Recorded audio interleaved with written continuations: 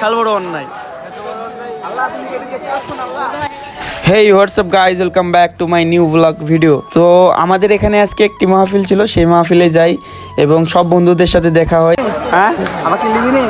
আর মনে হয় না তোকে লিবি, তুই বাদে সবাক লিবি। পা ধরলে লিবি? আমার লিবি দোস্ত লিবি, তোমাকে লিবি কি মনে হচ্ছে? আমাকে লিলে এটা থাকবি না, এটা খুলে নিতে পড়ে যাবে।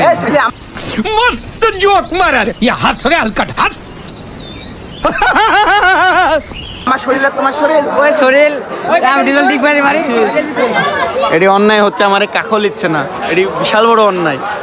বন্ধু যখন ঠেকা খাওয়ার পরেও 1 বছর পর যখন আবার এক্স এর কথা শুনে, তখন চোখ মুখ দিয়ে যা অবস্থা হয়, কান্না কান্না অবস্থা হয়ে যায়। ফেলি ফেলি কিন্তু দেখতে পাচ্ছেন? দেখো तू समझा?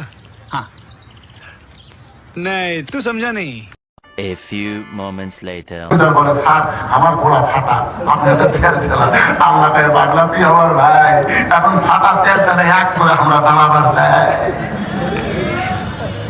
কি শুধুমাত্র নামাজ কায়েমের আইন পাশ হলে বাংলাদেশে কোনো দলাদলি থাকবে না, সব মুসলমান ভাই ভাই হয়ে যাবে। দলে দল কথা ঠিক না, নামাজ কায়েমের জন্য বসে আছে।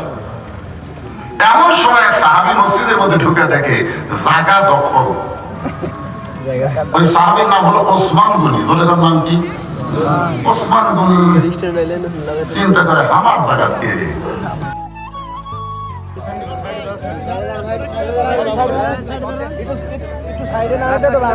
তো আজকের মতন ভিডিও এখানেই শেষ। ভিডিওগুলো ভালো লাগলে লাইক, কমেন্ট, শেয়ার এবং পেজটি ফলো করে দিবেন। ধন্যবাদ সবাইকে।